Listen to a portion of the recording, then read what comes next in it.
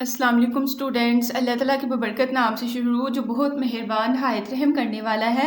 आज हम लोग फर्स्ट ईयर फिज़िक्स का चैप्टर नंबर 6 का topic first law of thermodynamics करेंगे। ठीक है, जो कि मैंने पिछला लेक्चर जो दिया है बिल्कुल वही चीज़ जो है उसको मैथमेटिकल में चेंज कर लेंगे और दो उसकी एप्लीकेशंस पढ़ेंगे। ठीक है, तो फर्स्ट लॉ ऑफ थर्मोडाइनमिक को डिस्कस करने से पहले पिछले लेक्चर में जो हमने एग्जाम्पल डिस्कस की थी वही एग्जाम्पल दोबारा देखते हैं। ठीक है, तो हमने क्या किया था, एक सिलेंडर लिया था और सिलेंडर के ऊपर एक ही हमने पिस्टन लिया हुआ था, एक ढक्कन लिया हुआ था और सिलेंडर के ये जो नीचे वाला पोर्शन है इसमें हमने गैस फिल की हुई थी। ठीक है, अब हमने किया क्या, हमने ये हमारे पास एक सिस्टम बन गया हुआ है।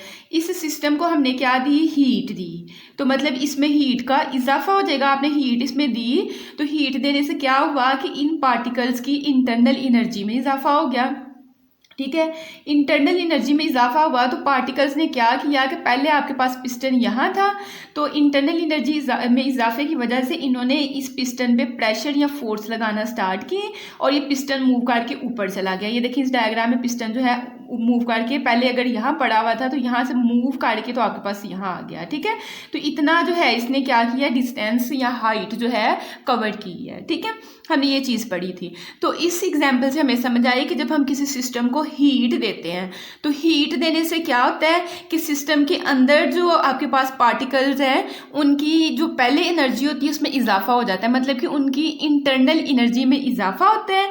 जब इंटरनल एनर्जी में इजाफा होता है तो पार्टिकल्स क्या करवा देते हैं, वर्क डन करवा देते हैं। पिस्टन को उन्होंने यहाँ से इतनी हाइट पे मूव करवा दिया तो मतलब कि सिस्टम ने वर्क डन करवा दिया। ठीक है, तो जब भी किसी सिस्टम में हीट को ऐड किया जाता है, किसी सिस्टम में अगर हीट ऐड हो तो वो क्या करती है, increase in its internal energy, उसकी इंटरनल एनर्जी में इजाफा कर देती है, plus work done by the system on surrounding. ठीक है, और वो जो सिस्टम है वो सराउंडिंग पे क्या कर देता है, वर्क डन करवा देता है। ठीक है, जब भी आप किसी पिस्टन में या किसी सिलेंडर में या किसी भी सिस्टम पे क्या करते हो, हीट उसमें अब्जॉर्ब करवाते हो तो उसकी इंटरनल एनर्जी में इजाफा हो जाता है plus work done by the system on piston हो जाता है। ठीक है, जो वो वाला सिस्टम है वो क्या करता है, वो वर्क डन करवा देता है। ठीक है, तो हीट को हम क्यू के साथ जाहिर करते हैं। इंटरनल एनर्जी में इंक्रीज होता है तो उसको डेल्टा यू के साथ, ठीक है, इंटरनल एनर्जी को हमने पहले पढ़ा हुआ, डेल्टा यू के साथ जाहिर करते हैं और साथ आपके पास वर्क डन हुआ प्लस वर्क डन। तो आपने हीट दी, उससे आपके पास इंटरनल एनर्जी में इजाफा हुआ प्लस वर्क डन आपके पास हो गया। ठीक है, उस पिछले लेक्चर में मैंने आपको ये भी समझाया था कि जब सिस्टम को आप हीट देते हो क्यू की वैल्यू और डब्ल्यू की वैल्यू आपने प्लस की लेनी है, क्योंकि सिस्टम आपने हीट इसके अंदर अब्जॉर्ब करवाई है, मतलब क्यू का इजाफा हुआ है और इस सिस्टम ने खुद ही वर्क किया इसलिए डब्ल्यू भी आपने प्लस का लेना है। ठीक है, और मैंने वो भी साथ समझाया था कि कब क्यू और डब्ल्यू आपने माइनस का लेना है। ठीक है, अब फर्स्ट लॉ ऑफ थर्मोडायनामिक्स की स्टेटमेंट यही है कि किसी भी थर्मोडायनामिक प्रोसेस में अगर आप किसी सिस्टम में हीट ऐड करवाते हो तो हीट ऐड करवाने से उसकी इंटरनल एनर्जी में इजाफा होगा प्लस वो सिस्टम जो है वर्क डन कर जाएगा। तो मैं अगर आपको बुक से डेफिनेशन पढ़ा दूँ साथ ही तो वो भी बेस्ट रहेगा। कहते हैं in any thermodynamic process when heat Q is added, जब किसी टू अ सिस्टम, एक सिस्टम में हीट ऐड की जाती है, उसको दी जाती है, this energy appears as an increase in the internal energy. तो कहते हैं ये जो एनर्जी है आपने, हीट एनर्जी की एक फॉर्म है ना, तो जो ये आपने एनर्जी जो उसको दी है उससे क्या हुआ है, उसकी इंटरनल एनर्जी डेल्टा यू में इंक्रीज आ गया या इजाफा हो गया है। ठीक है, तो कहते हैं स्टोर्ड इन द सिस्टम, जो आपके पास इंटरनल एनर्जी में जो इंक्रीज हुआ है वो सिस्टम में स्टोर हो गया plus the work done by the system on its surrounding, और सिस्टम ने जो है वर्क डन करवा दिया है। वर्क डन हुआ है किससे, बाय द सिस्टम, और किस पे हुआ है, पिस्टन पे उसने करवाया था ना, या पिस्टन पे या उसके सराउंडिंग में कोई और चीज़ होगी उस पर, तो work done by the system on its surrounding. बात की समझ आई कि नहीं। जब आप किसी भी थर्मोडायनामिक प्रोसेस में, ज़रूरी नहीं वो पिस्टन ही हो, मतलब कोई भी आपके पास सिस्टम हो सकता है, तो जब आप उसमें हीट उसको देते हो तो वो क्या करता है, अपनी इंटरनल एनर्जी में इजाफा कर लेता है प्लस वर्क डन हो जाता है उसमें। ठीक है, आपके पास जो है बार बार आपको वो जो है स्टीमर की जो है एग्जांपल दे रहा है, स्टीम इंजन की दे रहा है, तो उसमें भी यही होता है, आप हीट देते हो और वर्क डन हो जाता है, आपके पास स्टीम जो है स्टीम की सूरत में आपके पास वर्क डन हो जाता है। तो किसी भी थर्मोडाइनमिक प्रोसेस में आप क्या करते हो कि आप किसी सिस्टम को हीट देते हो, वो अपनी इंटरनल एनर्जी में इजाफा करता है, इंटरनल एनर्जी में इजाफा हो देगा तो वो वर्क डन आपके पास करवा देगा। ठीक है, तो यहाँ से ऊपर से भी एक दो चीज़ पढ़ लेते हैं जो मैंने आपको वैसे भी बता दी है। कहते हैं when heat is added to a system there is an increase in the internal energy.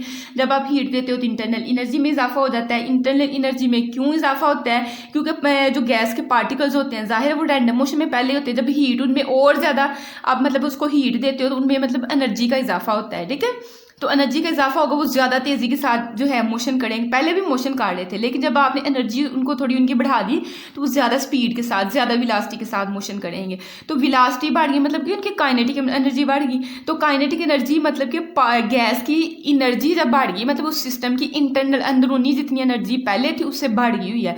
तो इंटरनल एनर्जी बढ़ जाए तो वहाँ टेम्परेचर बढ़ जाता है। ठीक है, तो यही वो चीज़ बता रहा है कि टेम्परेचर बढ़ गया, इंटरनल एनर्जी की वजह से टेम्परेचर उसका बढ़ गया। तो कहता है due to rise in temperature and increase in pressure are change in states. कहता है दो काम हो गई, यहाँ उसका प्रेशर बढ़ जाएगा, लेकिन मैंने पिछला जब आपको लेक्चर करवाया हीट एंड वर्क वाला तो मैंने कहा था प्रेशर को अगर हमने कॉन्स्टेंट रखा है तो फिर चेंज इन स्टेट उसकी हालत में कैसे चेंज आया तो उसका वॉल्यूम बढ़ गया था। ठीक है, मैंने दोनों चीज़ें आपको पढ़ाई थी।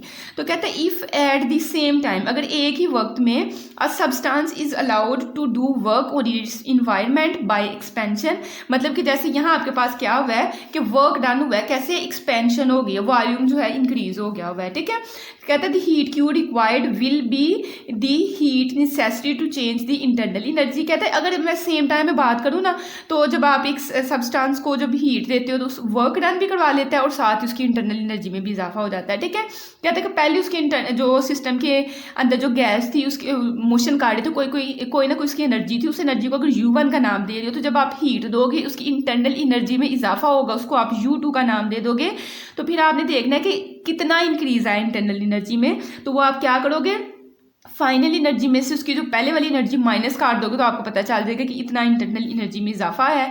तो उसको मैथमेटिकल लिख के उसके बाद उसकी स्टेटमेंट बना रहा है। ठीक है, तो आपने पहले ये लिख के फिर यहाँ से थोड़ा सा उसको एक्सप्लेन कर देना है। उसके बाद आपने जो मेन चीज़ यहाँ डिस्कस करने वाली है कि फर्स्ट लॉ ऑफ थर्मोडाइनमिक्स जो है वो किस प्रिंसिपल पे काम करता है बच्चों, वो law of conservation of energy के प्रिंसिपल पे काम करता है। Law of conservation of energy हमने पढ़ा हुआ है, हमने कहा है कि एनर्जी कभी भी खत्म नहीं होती, बस एक फॉर्म से जो है दूसरी फॉर्म में चेंज हो जाती है। तो यही चीज़ वो लिखने लगा है कि यहाँ आप लिखेंगे law of conservation of energy. ठीक है, यहाँ लिखेंगे first law of thermodynamics works on principle of law of conservation of energy. ठीक है, तो कहते हैं the underlying principle of the first law of thermodynamics, कहते हैं जो फर्स्ट लॉ ऑफ थर्मोडाइनमिक का प्रिंसिपल है वो कंजर्वेशन ऑफ एनर्जी पे काम करता है। कहते हैं it asserts that while energy can change from one form to another, ये हमें बताता है कि एनर्जी जो है एक फॉर्म से दूसरी फॉर्म में चेंज हो जाती है। जैसे आपने हीट दी थी तो हीट आपके पास एक एनर्जी की किस्म है, और जब आपने हीट दी तो उसकी इंटरनल सिस्टम की एनर्जी जो है वो चेंज होगी, मतलब काइनेटिक उसकी एनर्जी चेंज होगी, उसका टेम्परेचर, तो मतलब एनर्जी की एक सूरत जो है वो दूसरी में चेंज होगी, एनर्जी खत्म नहीं हुई है।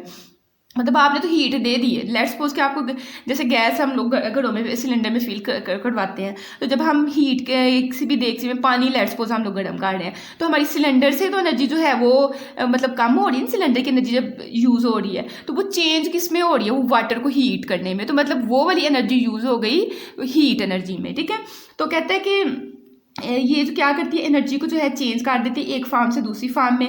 कहता है such as from chemical potential energy, जो है गैस आपके पास जो है डिफरेंट उसमें केमिकल्स हैं। ठीक है, उसमें डिफरेंट गैसेस हैं आपके पास, डिफरेंट केमिकल्स हैं, तो उनके पार्टिकल्स की जो पोटेंशियल एनर्जी थी वहाँ से उन्होंने थर्मल एनर्जी मतलब हीट एनर्जी, मतलब टेम्परेचर बढ़ गया तो मतलब उन्होंने हीट एनर्जी में वो चेंज हो गई है। कहते हैं total energy in an isolated system remains constant over time, तो हमें पता चला कि टोटल एनर्जी आपके पास सेम हुई है, बस एक फॉर्म से दूसरी फॉर्म में चेंज हो गए तो आपके पास टोटल एनर्जी वो सेम ही रही है। ठीक है, उसके बाद कहते हैं इसकी वाइडर एप्लीकेबिलिटी है, मतलब ये फर्स्ट लॉ ऑफ थर्मोडाइनमिक्स आप जो है इसकी काफ़ी ज़्यादा जगहों पे अप्लाई कर सकते हो। ठीक है, कहता है बियॉन्ड मैकेनिकल सिस्टम, कोई ऐसा सिस्टम जिसपे वर्क डन आप खुद कर रहे हो या वो सिस्टम कर रहे हो, उससे पहले कहता है the first law of thermodynamics applies universally to all forms of energy.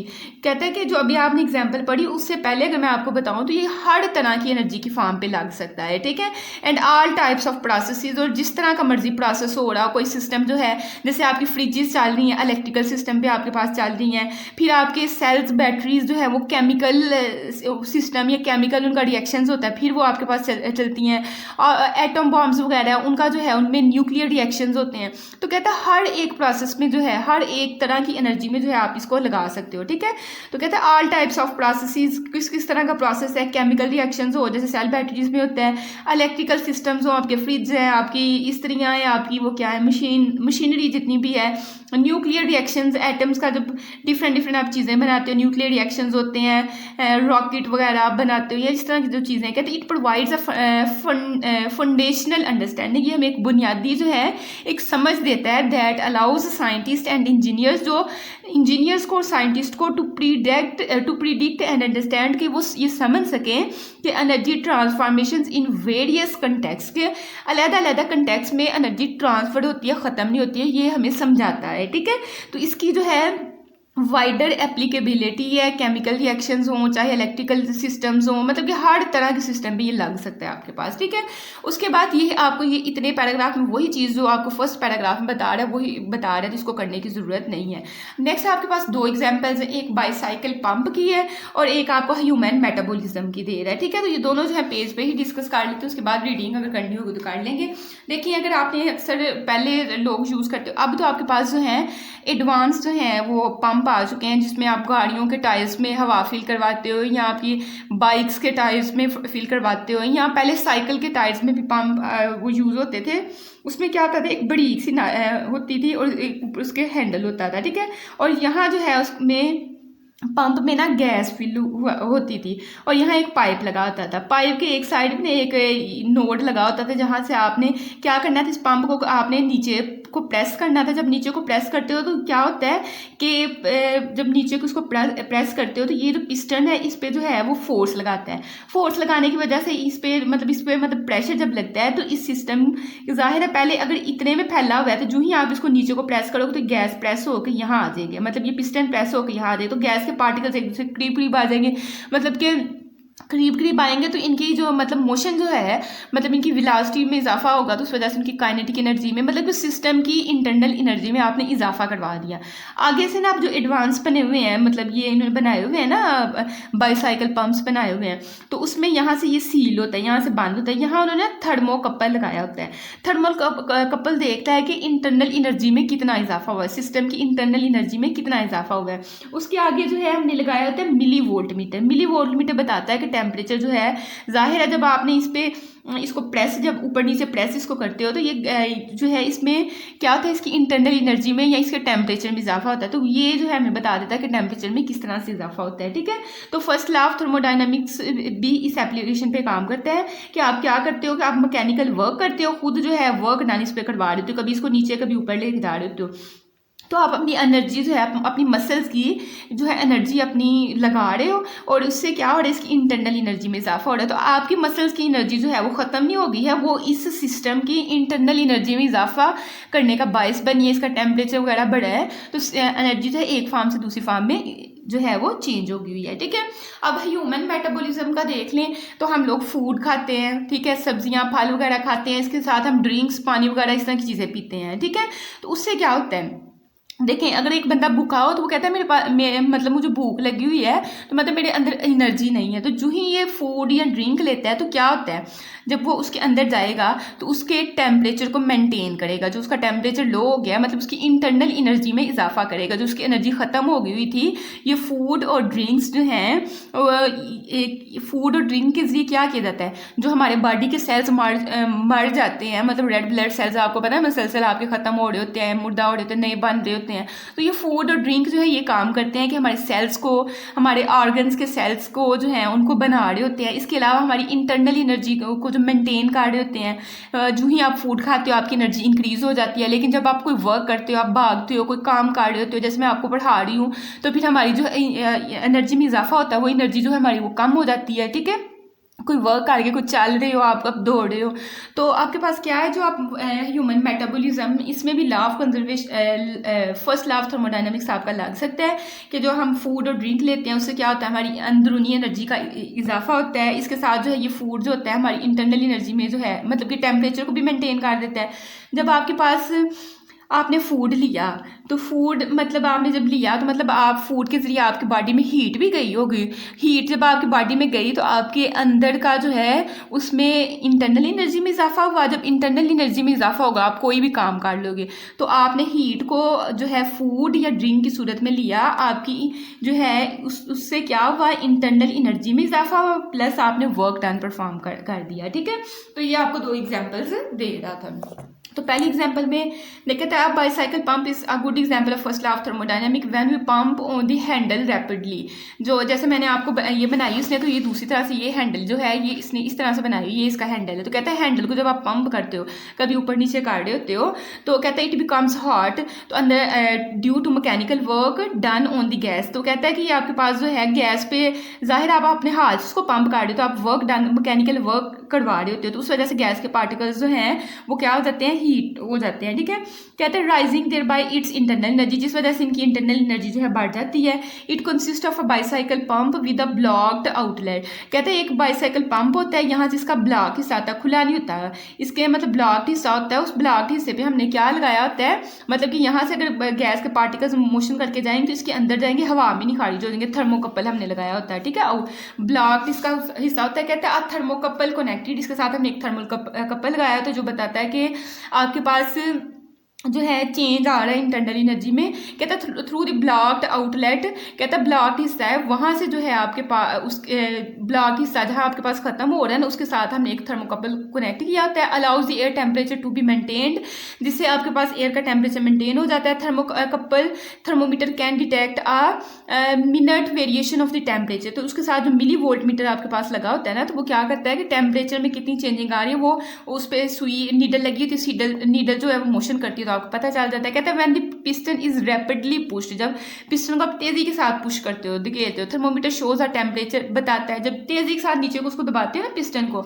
ये अगर मैं आपको डायग्राम से दिखाऊं, इसको तेजी के साथ आप जब इसको करोगे तो हमें क्या बताता है, कहते हैं ड्यू टू इंक्रीज इन अगर आप तेज़ी के साथ करते हो तो thermometer shows are temperature rise, कि टेम्परेचर बढ़ गया है। क्यों बढ़ गया है? क्योंकि पार्टिकल्स जो गैस के पार्टिकल्स जो होंगे उनकी इंटरनल एनर्जी बढ़ जाती है, तो इंटरनल एनर्जी का टेम्परेचर के साथ डायरेक्ट रिलेशन होता है। कहते हैं the push force does work, उस नतीजे में वर्क हो जाएगा ऑन दी एयर पे, thereby increasing its internal energy, क्योंकि इंटरनल एनर्जी में इजाफा हुआ उस वजह से वर्क डन हुआ है, which is shown by the increase in temperature of the air, जिससे आपके पास एयर का टेम्परेचर बढ़ जाएगा। अब नेक्स्ट वाला स्टेप क्यों नहीं बताया, क्योंकि इसका मकसद सिर्फ ये है कि इस पर फर्स्ट लॉ ऑफ थर्मोडायनामिक्स लग रहा है, आपने अपने हाथों से मैकेनिकल वर्क करवाया है, तो वो उसने क्या कर दिया है कि अंदर जो गैस उसका टेम्परेचर इंक्रीज कर दिया। असल में वो बता रहा है कि आपने मतलब उसको हीट दी, आप पुश कर रहे थे ना, वर्क डन करवा रहे थे, तो आपने हीट दी, हीट देने की सूरत में उसकी इंटरनल एनर्जी में इजाफा हुआ, तो उसके नतीजे में जो है आपके पास हवा जो है पंप से होती होती है आपकी गाड़ी के टायर में चली जाती है, तो मतलब वर्क डन भी हो जाता है।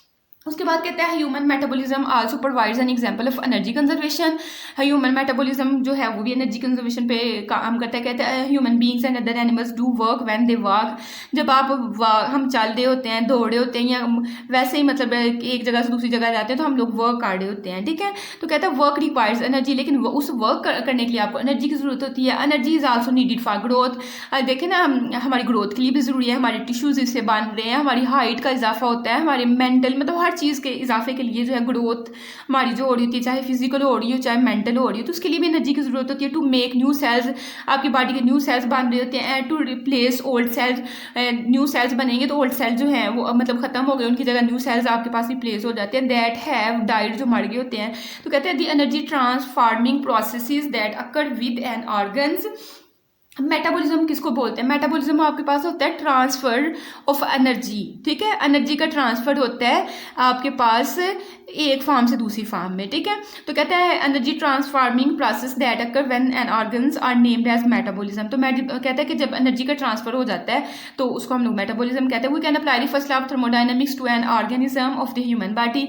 ये भी चीज़ छोड़ दें, बेशक ये ज़रूरी नहीं कि आपने सारा लिखना है। Work done will result in increase in internal energy, work done की वजह से उसकी जो है इंटरनल एनर्जी में इजाफा हो गया, consequently the body temperature are, in other words internal energy is maintained by the food we eat. तो कहता है इसके नतीजे में बॉडी का टेम्परेचर, या कह लें कि बॉडी के अंदर इंटरनल एनर्जी का इजाफा हो गया, क्योंकि आपने फूड को क्या किया, ईट किया। फूड वी ईट, जो हम खाना खाते हैं उस वजह से आपके पास इंटरनल एनर्जी में इजाफा हो जाता है।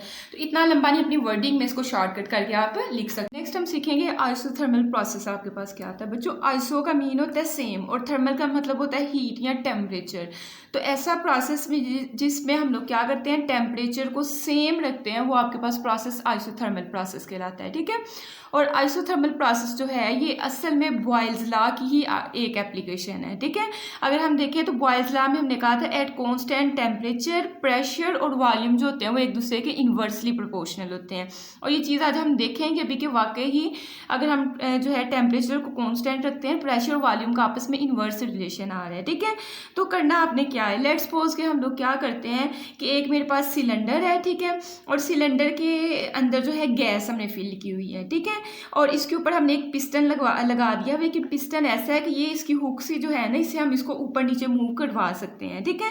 अब आपने करना क्या है कि इस सिलेंडर के नीचे जो है एक हॉट टेम्परेचर रिजर्वायर रख देनी है, मतलब इसका जो टेम्परेचर है इससे ज़्यादा हॉट टेम्परेचर रिजर्वायर का टेम्परेचर बहुत ज़्यादा होता है, ठीक है। तो यहाँ आपके पास इसका टेम्परेचर बहुत ज़्यादा है, ठीक है। इसके साथ जो सिलेंडर की ये वाली आप चीज़ बनाओगे ना, ये आपने जो है कंडक्टिंग बनानी है, कि कंडक्ट कर लेगा हीट को, ठीक है। तो होना क्या है कि आपने नीचे से जो है हमने क्या किया, हीट दी, ठीक है। सिस्टम को हमने क्या की दी, हीट हमने सिस्टम को दी। बच्चों जो ही हम सिस्टम को हीट देंगे तो अंदर आपके पास गैस के पार्टिकल्स है, गैस के पार्टिकल्स पे आपको पता है कि हर टाइम रैंडमली मोशन कर रहे होते हैं, ठीक है, परप्यूचुअल होते हैं, इनकी मोशन जो है वो जारी रहती है, कभी ख़त्म नहीं होती है। तो जब आप इनको हीट देंगे तो ये हीट एनर्जी को अपने अंदर अब्जॉर्ब करेंगे। जब इनकी एनर्जी बढ़ेगी, मतलब कि ट्रांसलेशनल काइनेटिक एनर्जी जब इनकी बढ़ेगी, तो ये मॉलिक्यूल्स ने क्या करना है, अपना टेम्परेचर बढ़ा लेना है। जाहिर ट्रांसलेशन काइनेटिक एनर्जी बड़ी, पार्टिकल तेज़ी के साथ एक दूसरे के साथ आके टकरा रहे हैं, उस वजह से उनका टेम्परेचर बढ़ गया है। बट हम प्रोसेस पढ़ रहे हैं आइसोथर्मल प्रोसेस, हमने किसी तरीके से टेम्परेचर को कांस्टेंट करना है। तो जब आप हीट किसी सिस्टम में दोगे तो उसका तो टेम्परेचर बढ़ जाएगा, क्योंकि इसकी एवरेज ट्रांसलेशन काइनेटिक एनर्जी बढ़ जानी, काइनेटिक एनर्जी बढ़ेगी तो टेम्परेचर बढ़ जाएगा। तो फिर हम किस तरीके से जो है इसका टेम्परेचर जो है वो कांस्टेंट रखेंगे बच्चों। अगर हम इतनी इसको हीट दे देते हैं और ये हमारे पास जो ऊपर पिस्टन है ये अगर मूव कर जाए, लेट्स सपोज कि आपका पिस्टन, ये ढक्कन जो है ये यहाँ है, अब ये पिस्टन जो है मूव कर गया ऊपर, यहाँ चला गया है, ठीक है। तो जब पिस्टन आपके पास मोशन करता हुआ यहाँ चला जाएगा, तो मतलब गैस के जो पार्टिकल्स पहले इतने से वॉल्यूम में आए हुए थे, अब उनको वॉल्यूम ज़्यादा मिल गया है, ठीक है। अब जो उन्होंने एनर्जी अब्जॉर्ब की है, बजाय कि एक दूसरे के साथ टकरा के ये टेम्परेचर बढ़ाने के, इन्होंने क्या करना है, इन्होंने पिस्टन पे वर्क करना है, इन्होंने पिस्टन पे क्या करना है, प्रेशर लगाना है, जिस वजह से पिस्टन ने मूव करके ऊपर और इस पोजीशन पे चले जाना है, ठीक है। तो जितनी आप हीट इसको दे रहे हैं, वो सिस्टम ने क्या किया है, उस हीट को यूज़ करके बजाय अपना टेम्परेचर बढ़ाने के, वो सिस्टम ने वर्क डन करवा दिया, ठीक है। वर्क डन करवा के तो इतने वॉल्यूम में जो है, पहले आपके पास वॉल्यूम कम था, अब वॉल्यूम जो है उन्होंने इंक्रीज कर लिया। तो जो हीट उन्होंने अब्जॉर्ब की थी वो वर्क डन में यूज़ हो जाती है, असल में ये काम होता है, ठीक है। देखें, जब आपने हीट दी तो पार्टिकल्स आपस में जब जाहिर एनर्जी से एक ज़्यादा जो है तेज़ी के साथ टकराएंगे, मतलब उनका प्रेशर बढ़ गया है, ठीक है आपके पास। तो इस तरीके से जो है टेम्परेचर को कांस्टेंट रखा जाता है। और अगर हीट आप किसी सिस्टम में अब्जॉर्ब करवाते हैं तो हीट अब्जॉर्ब करवाने से या तो सिस्टम क्या करेगा, अपना टेम्परेचर बढ़ा लेगा। अगर आप टेम्परेचर को कांस्टेंट रखना चाहते हैं तो फिर वो वर्क डन करवा लेगा, ठीक है। अब देखिए, आपने कहा है कि हमने टेम्परेचर को कांस्टेंट रखना है, और मैंने आपको पढ़ाया था उसमें इंटरनल एनर्जी वाले टॉपिक में कि टेम्परेचर जो होता है वो डायरेक्टली प्रोपोर्शनल होता है इंटरनल एनर्जी के यू के, ठीक है। तो टेम्परेचर तो आपने रख लिया कांस्टेंट, टेम्परेचर को तो हमने चेंज नहीं करना। आइसोथर्मल का मतलब है कि टेम्परेचर कांस्टेंट हो, ठीक है, टेम्परेचर सेम हो। अब टेम्परेचर सेम और टेम्परेचर के डायरेक्टली प्रोपोर्शनल इंटरनल एनर्जी, तो इंटरनल एनर्जी भी आपके पास कांस्टेंट होगी क्योंकि टेम्परेचर कांस्टेंट है। अच्छा, इंटरनल एनर्जी कांस्टेंट है तो क्या इंटरनल एनर्जी में जो चेंज आएगा एक वैल्यू कांस्टेंट है तो उसमें चेंज फिर क्या होगा, कुछ कांस्टेंट का मतलब कि चीज़ चेंज ना हो, तो उसमें जो चेंज होगा वो आपके पास जीरो आएगा, कोई भी चेंज नहीं उसमें होगा, ठीक है। तो at constant temperature internal energy आपकी जीरो हो जाती है। और by first law of thermodynamic statement क्या थी, Q is equal to del U plus W, ठीक है, इसी लेक्चर में आपने सीखा है। अब डेल यू जो है या डेल्टा यू जो है आपने जीरो करवा दिया हुआ है, तो यहाँ से हमें रिजल्ट क्या मिलेगा, जीरो प्लस डब्ल्यू, और नेक्स्ट में हम लोग कहेंगे Q is equal to W. मतलब कि जो हीट जो आपने सिस्टम के अंदर ऐड की थी वो हीट किस तरह यूज हो गई है, in the form of work done. System ने वर्क डन करवा दिया, सिस्टम ने पार्टिकल्स ने क्या किया, पिस्टन को ऊपर मूव करवा दिया, तो उसका टेम्परेचर क्या हो गया, कांस्टेंट हो गया, ठीक है। तो Q is equal to W का मतलब work done by the system. मैंने आपको पिछले लेक्चर में बताया था कि जब Q और W दोनों प्लस के हों तो इसका मतलब सिस्टम ने खुद वर्क किया है, ठीक है।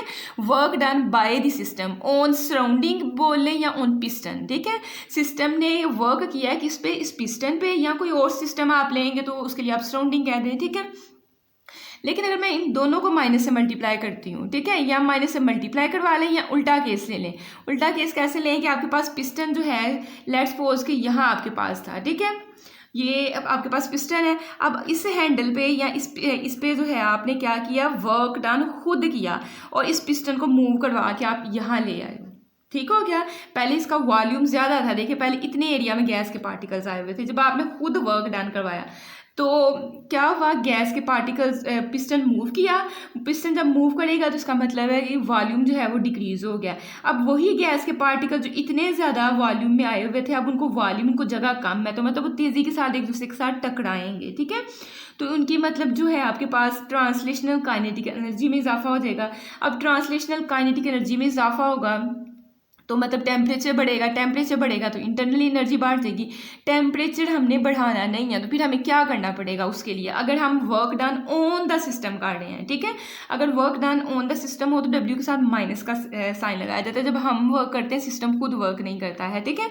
तो अब देखिए आपके पास टेम्परेचर चेंज हो जाएगा, टेम्परेचर को तो हमने कॉन्स्टेंट रखना है, फिर उसके लिए हम हॉट टेम्परेचर रिजर्वायर नहीं लगाते, उसके लिए हम लो टेम्परेचर रिजर्वायर लगाते हैं। लो टेम्परेचर रिजर्वायर क्या करेगी कि ये वाला टेम्परेचर ज़्यादा होगा, इसका टेम्परेचर कम होगा, तो जो आपके पास जाहिर है जब आपके पास इसको मूव करवा के आप पिस्टन को नीचे लेके आओगे और पार्टिकल्स का टेम्परेचर बढ़ने लगेगा तो वो टेम्परेचर जो है या हीट जो है ये लो टेम्परेचर रिजर्वायर जो है इसको अब्जॉर्ब कर लेगी, तो आपके पास टेम्परेचर जो है वो बैलेंस हो जाएगा, ठीक है। तो अगर आपके पास माइनस का साइन है तो मतलब work done on the system by surrounding, surrounding में से किसी चीज़ ने जो है सिस्टम पे वर्क किया है, work done on system, system पे वर्क हुआ है बाय सराउंडिंग, सराउंडिंग चाहे आप खुद अपने हाथ से काटें, जिस चीज़ से भी आपके पास वर्क डन हो रहा है, ठीक है। इसके बाद जो है आपके पास आइसोथर्मल प्रोसेस का अगर आप ग्राफ देखें तो ग्राफ आपके पास कुछ इस तरह से बनता है, ठीक है, इस तरह से इसकी कुछ शेप होती है।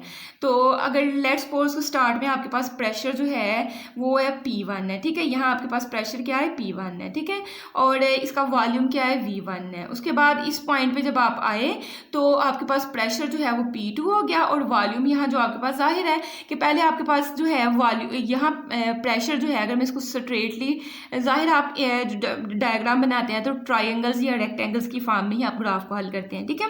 तो आपके पास प्रेशर यहाँ था तो इसको मैं स्ट्रेट अगर यहाँ लेके आऊँ तो यहाँ जो भी आपके पास वॉल्यूम हो सकता है, यहाँ 2m³ हो, यहाँ 3m³, यहाँ 4m³, 5, 6, इस तरह से आपके पास वैल्यूज होंगी। प्रेशर यहाँ जो आया आपके पास जब मतलब ग्राफ आपने देखा तो यहाँ पे जो आपके पास अगर देखें कि प्रेशर आपके पास क्या है तो इसको ज्वाइन करें, इधर वॉल्यूम आप देख लें, ठीक है। तो P1 पे आपके पास वॉल्यूम V1 था और P2 पे आपके पास वॉल्यूम V2 था आपके पास, ठीक है। अब इसके लिए जो है आइसोथर्मल प्रोसेस के लिए प्रेशर और वॉल्यूम एक दूसरे के इन्वर्सली प्रोपोर्शनल होते हैं। और लेट्स सपोज कि आपके पास स्टार्ट में जो है प्रेशर जो है, अगर हम एग्जांपल कोई भी ले लेते हैं, लेट्स सपोज कि मेरे पास 3 एटमॉस्फेरिक प्रेशर है, ठीक है, 3 एटमॉस्फेरिक प्रेशर है और वॉल्यूम अगर हम देखें तो लेट्स सपोज के 1m³ हमारे पास वॉल्यूम था, ठीक है। अगर आपके पास P1 3 है और वॉल्यूम V1 है तो ये आपके पास कॉन्स्टेंट किस तरह से चीज़ रहती है कि अगर ये आपके पास 3 है और ये आपके पास क्या है 1 है तो नेक्स्ट में प्रेशर को 1 होना पड़ेगा और इसको 3 होना पड़ेगा, फिर आपके पास जो है कांस्टेंट होना है। देखिएगा कैसे कांस्टेंट होता है। आपके पास P1 V1, P1 की वैल्यू है 3 और V1 की वैल्यू 1, तो 3 × 1, और P2 की वैल्यू आपके पास क्या है 1, और V2 की वैल्यू आपके पास क्या है 3, तो 3 1s are 3 और 3 1s are 3। तो अगर आपने कॉन्स्टेंट रखना है तो जो मतलब स्टार्ट में प्रेशर होगा और वॉल्यूम होगा उस जो है सेकंड वाले के लिए वही चीज़ वॉल्यूम और मतलब इस तरह से करके हम लोगों ने इसको बैलेंस करना होता है, ठीक है। तो इसको थोड़ा सा रीड करते हैं, अगर कोई मसला होगा तो साथ जो है हम लोग डिस्कस कर लेंगे। इसके साथ जो मैंने स्टार्ट में आपको चीज़ बोली थी कि देखें, लेट्स सपोज कि आप इस पर अगर इस पर फोर्स लगा रहे हैं तो फोर्स पर यूनिट एरिया आपको प्रेशर होता है, मतलब जितना ज़्यादा आप इस पर प्रेशर लगाओगे उतना इसका वॉल्यूम। पहले आपके पास पिस्टन जो था यहाँ था, ठीक है, आपने ऊपर से प्रेशर लगाया, पिस्टन मूव करके यहाँ आ गया, तो मतलब जितना आप प्रेशर बढ़ाते जाओगे उतना ये वॉल्यूम कम होता जाएगा। पहले देखिए वॉल्यूम कितना ज़्यादा था, आपने प्रेशर को बढ़ा दिया और वॉल्यूम क्या हो गया आपका कम हो गया, ठीक है। आप और प्रेशर बढ़ाओगे पिस्टन यहाँ आ जाएगा, वॉल्यूम आपके पास नीचे और कम हो जाएगा। तो प्रेशर और वॉल्यूम आपकी आपस में इन्वर्सली प्रोपोर्शनल है और टेम्परेचर आपने क्या करना है कॉन्स्टेंट रखना है, ठीक है। तो कुछ चीज़ें इसमें से थोड़ी सी रीड कर लेते हैं, उसके बाद फिर नेक्स्ट जाते हैं, यहाँ रीड ये भी कर लेते हैं, एडियाबैटिक को भी समझ लेते हैं, उसके बाद जो है हम लोग रीडिंग कर लेंगे, ठीक है। एडियाबैटिक प्रोसेस अब जो आपके पास ऐसा प्रोसेस होता है जिसमें ना हीट एंटर होती है ना हीट आपके पास जो है ट्रांसफ़र होती है, ठीक है। आपके पास जो है अगर आप मतलब वही एग्जांपल जो मैंने पीछे भी आपको दी है ये वाली आप लेते हो, तो इसमें जो आपके पास सिलेंडर की ये वाली चीज़ होगी ये इंसुलेटेड होगी, मतलब इसमें से जैसे आपके पास हार्ड पार्ट्स होते हैं, आपके वाटर कूलर होते हैं, तो वो इंसुलेटेड होती है, उसमें से ना हीट या कूलिंग जो होती है ना एंटर होती है उसमें, ना उसमें से बाहर निकलती है, एक्सट्रैक्ट होती है, ठीक है। तो आपके पास एडियाबैटिक प्रोसेस कोई भी प्रोसेस ऐसा है जिसमें हीट ना एंटर होगी ना ट्रांसफ़र होगी, तो वो आपके पास क्या कहलाता है एडियाबैटिक प्रोसेस कहलाता है। अब हीट ने ना मतलब हीट में चेंजिंग ही नहीं आ रही, अगर आपने कूलर में जो है पानी रख दिया हुआ तो उसके टेम्परेचर में चेंज नहीं आता है, तो वो आपके पास एडियाबैटिक प्रोसेस में होता है। तो मतलब हीट में क्यू की वैल्यू नहीं चेंज हो रही है, हीट आपके पास मतलब क्यू की वैल्यू अगर आप कॉन्स्टेंट है, तो अगर मैं कहूँ कि चेंज क्या आ रहा है, आपने वाटर कूलर में पानी रख दिया हुआ है, आप उसके टेम्परेचर में या हीट में क्या चेंजिंग आई, तो चेंजिंग उसमें जीरो होगी क्योंकि आपने कॉन्स्टेंट उसमें रखा हुआ, इंसुलेटेड आपका मटीरियल है। तो फर्स्ट लॉ ऑफ थर्मोडायनामिक की क्या है, Q is equal to del U plus W, और अगर आप डेल क्यू की जगह क्यू, कुछ बुक्स में क्यू लिखता है कुछ की जगह यहाँ डेल क्यू लिखता है, तो वो इतना कोई इशू नहीं है, ठीक है। क्यू की जगह अगर हम लोग यहाँ जीरो रख देते हैं तो del zero is equal to del U plus W बन जाएगा। यहाँ से आप ये कर सकते हो कि डेल यू को उठा के दूसरी साइड पे ले जाओ तो माइनस का del U, W is equal to minus का डेल यू आ जाएगा। यहाँ ये करें कि डेल यू को इधर रहने डब्ल्यू को उठा के दूसरी साइड पर ले जाएं तो डेल यू प्लस का और डब्ल्यू दूसरी साइड पर जाके माइनस का हो जाएगा, ठीक है। अब यहाँ से आपके पास दो रिजल्ट निकलते हैं, अगर डब्ल्यू प्लस का है और डेल यू माइनस का है, तो मतलब W प्लस का मतलब होता है, W प्लस का कब होता है जब work done by the system, system ने खुद वर्क किया होता है, ठीक है, work done by the system on surrounding, ठीक है। लेट्स सपोज कि मैं आपको अगर ड्रा करके थोड़ा सा आपको डिटेल से समझाना चाहूँ तो ये मेरे पास अगेन वही जो है मटेरियल था। लेट्स सपोज कि पहले ना ये पिस्टन आपके पास यहाँ था और यहाँ गैस के मॉलिक्यूल्स थे। अब मैं आपको केस समझा रही हूँ, W is equal to minus del U, जब आप नीचे से हीट देंगे, जैसे अभी हमने पिछले लेक्चर में डिस्कस किया है, इसमें इसी लेक्चर में आइसोथर्मल वाले में किया है, जब आप हीट देंगे तो इनकी मतलब ट्रांसलेशन काइनेटिक एनर्जी में इजाफा होगा। अब ट्रांसलेशन काइनेटिक एनर्जी यहाँ तो टेम्परेचर बढ़ा देगी, यहाँ ये होगा कि सिस्टम जो है पिस्टन पे प्रेशर लगाएगा और पिस्टन मूव करके आपको यहाँ इस स्टेज पे आ जाएगा, ठीक है। तो पिस्टन इस स्टेज पे आ गया तो work done by the system हुआ, ठीक है। तो देखें जब आपके पास पिस्टन यहाँ ही होगा और आप नीचे से हीट देते जाएंगे तो इसका मतलब है इनकी इंटरनल एनर्जी हीट इनको मिलती जा रही है। पिस्टन अगर ऊपर मूव नहीं कर रहा तो सिस्टम जो है गैस के मालिकों से एनर्जी ऑब्जॉर्ब करते जा रहे हैं, उनकी इंटरनल एनर्जी बढ़ती जा रही है। लेकिन अगर जो ही ये सिस्टम जो है वर्क डन कर देगा, work done by the system हो जाएगा, तो आपके पास यही वॉल्यूम बढ़ के यहाँ तक आपके पास गैस के पार्टिकल जो है फैल जाएंगे। तो इसका मतलब है कि सिस्टम की अब इंटरनल एनर्जी कम हो गई है क्योंकि सिस्टम ने वो इंटरनल एनर्जी जो इनकी ज़्यादा हुई थी वो वर्क डन में लगा दी हुई है, ठीक है। तो इस चीज़ का ये मतलब आपके पास होता है। लेकिन अगर जहाँ आपके पास minus W is equal to del U, तो उसका मतलब क्या है, माइनस डब्ल्यू कब होता है जब सिस्टम वर्क नहीं कर रहा होता, एक्सटर्नली सराउंडिंग से वर्क हो रहा होता है, वर्क डन ऑन सिस्टम हो रहा होता है, ठीक है। उसके लिए W की वैल्यू हम माइनस की लेते हैं। अब यही सिस्टम अगर आप दोबारा लेते हैं लेट्स सपोज, तो अब आपने खुद वर्क करवाना है। ये मेरे पास पिस्टन था यहाँ आपके पास, ठीक है। अब आपने इस पर प्रेशर लगाया, पिस्टन आपका मूव करके यहाँ आ गया। अब देखें जितनी नीचे स्पेस वॉल्यूम कम हो जाएगा उतनी ही जो है उनकी क्या होगी, ट्रांसलेशनल काइनेटिक एनर्जी ज़्यादा हो जाएगी, क्योंकि वॉल्यूम अब कम है, पार्टिकल्स ज़्यादा एक दूसरे करीब आ गए हैं, उतनी तेज़ी के दूसरे के साथ, रैंडम मोशन में तो वो हमेशा रहते हैं, तो वो उतनी तेज़ी के साथ एक दूसरे के साथ टकराएंगे। मतलब कि जब वर्क डन ऑन सिस्टम आपने करवाया तो उनकी इंटरनल एनर्जी में इजाफा हो गया। वर्क डन ऑन सिस्टम जो W वो नेगेटिव लेते हैं, और जब वर्क डन आप सिस्टम पे करवा देते हैं तो उनकी जो है इंटरनल एनर्जी आपके पास क्या हो जाती है, बढ़ जाती है। तो ये चीज़ आपने थोड़ी सी समझनी थी, ठीक है। इसके लिए भी इसका ग्राफ जो है ना PV का, वो आपके पास कॉन्स्टेंट होता है। जैसे आपके पास, अगर मैं आपको बुक में दिखाऊँ, यहाँ इतना अच्छा नहीं बना, ये आपके पास पहली जो है आपके पास ये लाइन जो है, ये तो पिछले आइसोथर्मल की, या इसको बोलते हैं आइसोथर्म, उसकी है, ठीक है। ये नीचे वाली आपके पास जो है एडियाबैटिक की है, ठीक है। एडियाबैटिक प्रोसेस जो होता है ना, वो आपका थोड़ा सा जो है ना, वो क्या होता है, रैपिडली होता है, थोड़ा तेजी होता है। जो आइसोथर्म का था वो स्लोली प्रोसेस है, लेकिन ये रैपिडली, एडियाबैटिक या एडियाबैट जो प्रोसेस आपका होता है ये थोड़ा रैपिडली आपके पास होता है, ठीक है। अच्छा, इसका भी बिहेवियर वैसा है, इसकी स्लोप देखें ना तो वैसे ही है आपके पास। स्लोप क्या होता है आपके पास, राइज कितनी चीज़ ऊपर गई है और कितनी जो है इस साइड को मोशन की है, ठीक है।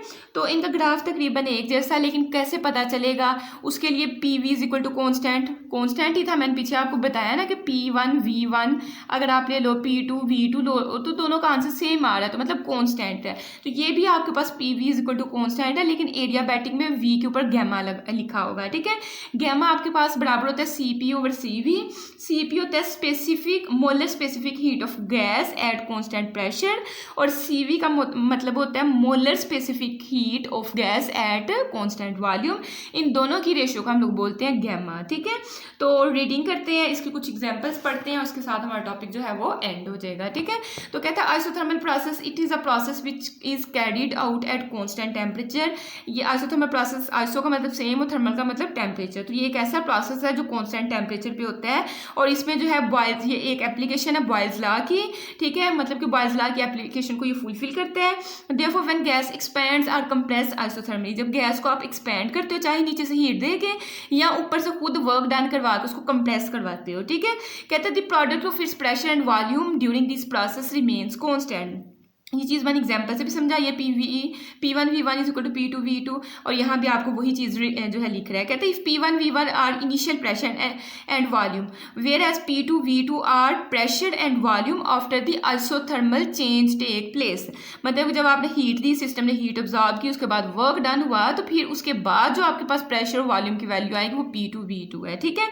तो कहते हैं उसके लिए P1 V1 is equal to P2 V2 in case of an ideal gas. मैं ये सारी चीज़ें आपको समझा दी हुई हैं कि वर्क डन जब आपके पास हो जाएगा तो हीट जो है वो वर्क डन की सूरत में यूज़ होगी है, तो ये सारे अपनी चीज़ें पढ़ ली हुई हैं। कहता है कि अगर आप आइडियल गैस की बात करते हैं तो आइडियल गैस की अगर अजम्पशन हमने आपने फर्स्ट वाला लेक्चर मेरा लिया हुआ है, तो उसमें हमने कहा था कि पार्टिकल्स जो हैं वो एक कॉन्स्टेंट रैंडम मोशन में होते हैं, वो एक दूसरे के साथ नहीं टकराते हैं, सिवाय तब जब ये दीवारों के साथ टकराते हैं। इस तरह की सारी चीज़ें मैंने आपको पढ़ाई हुई हैं। तो कहते हैं एन आइडियल गैस की potential energy associated with its molecule is zero, ठीक है।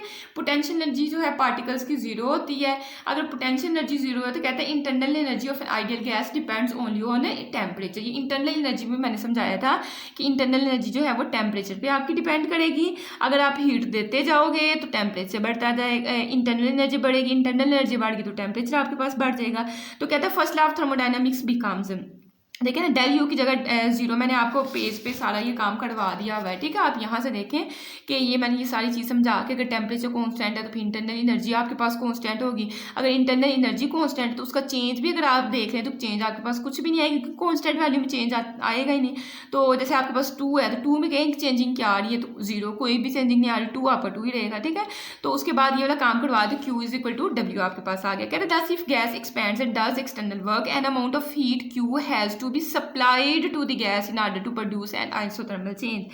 कहते हैं अगर एक गैस एक्सपैंड हो रही है, एक्सपैंड होगी तो वो कुछ वर्क करवाएगी, तो उसका मतलब आपने सिस्टम को हीट दी है, इस वजह से वो एक्सपैंड हुआ है, आइसोथर्मल प्रोसेस जो है वो कर हुआ है। तो कहते हैं since transfer of heat from one place to another requires time, इसके लिए कुछ ना कुछ वक्त चाहिए। Hence to keep the temperature of the gas constant, तो टेम्परेचर अगर आपने गैस का कांस्टेंट रखना है, द एक्सपेंशन और compression must take place. Isothermal में हमारा मेन काम होता है टेम्परेचर को कांस्टेंट रखना है। तो कहते हैं अगर आपने देखिए टेम्परेचर आपका बढ़ जाएगा, लेकिन अगर आपने टेम्परेचर कांस्टेंट रखना है तो यहाँ तो जो है सिस्टम वर्क डन करवा देगा, सिस्टम खुद वर्क डन कर लेंगे, मतलब एक्सपैंड हो जाएगा, या आप वर्क डन करवा के उस सिस्टम को कंप्रेस करवाएंगे तो फिर आप जो है इसका टेम्परेचर जाहिर है कंप्रेस करवाओगे तो हीट आपको लो टेम्परेचर की सर्वाइव में मुंतकिल करनी पड़ेगी, फिर ही टेम्परेचर जो है कांस्टेंट रह सकना है। कहते हैं दी curve representing N isothermal process called an isotherm, मैंने बता दी जो कर्व बनती है उसको आइसोथर्म कहते हैं, ठीक है। उसके बाद है एडियाबैटिक प्रोसेस, कहते हैं an adiabatic process is the one in which no heat enters और लीव्स द सिस्टम। यही चीज़ मैंने आपको बताई, ये वाला काम मैंने आपको करवा दिया है। उसके बाद मैंने आपको ये भी बता दिया कि अगर वर्क डन बाय सिस्टम होगा तो ये प्लस का कब डब्ल्यू प्लस का होगा, कब डब्ल्यू माइनस का होगा। इसके बाद कुछ एग्जाम्पल्स आपको बता रहे हैं, इसके बारे में थोड़ा सा बताया। एग्जाम्पल क्या है कि अगर एक दम टायर जो है पंक्चर हो जाए या कुछ भी हो जाए तो उसमें से कितनी स्पीड के साथ जो हवा बाहर निकल जाती है, एडियाबैटिक प्रोसेस होता है। एडियाबैटिक प्रोसेस में टेम्परेचर जो है आपका कॉन्स्टेंट नहीं होता, वो सिर्फ आइसोथर्मल में होता है। कहते हैं the rapid expansion and compression of air through which a sound wave.